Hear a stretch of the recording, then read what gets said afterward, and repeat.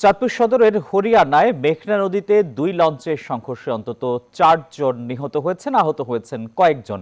বিষয়টি নিশ্চিত করেছে নৌপুলিশ। সংস্থাটি জানিয়েছে, গতরাতে ঘন কুয়াশার কারণে এই সংঘর্ষের ঘটনা ঘটে। লঞ্চ দুটি হলো এমভি জাকির সম্রাট ৩ ও অ্যাডভেঞ্চার ৯। একটি লঞ্চ ভোলা থেকে ঢাকা আসছিল, আরেকটি যাচ্ছিল বরিশালের দিকে। পথে সংঘর্ষে একটি লঞ্চের এক পাশ দুমড়ে মুচড়ে যায়।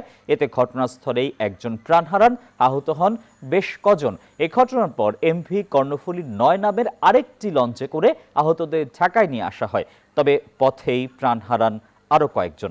এ ব্যাপারে ঝালকাঠি সদর থানার ওসি ইমতিয়াজ আহমদ জানান, ঝালকাঠিগামী অ্যাডভেঞ্চার ৯ লঞ্চের সামনে দুমড়ে মুচড়ে যায়। এই ঘটনায় লঞ্চটির ৪ স্টাফকে জিজ্ঞাসাবাদের জন্য আটক করা হয়েছে।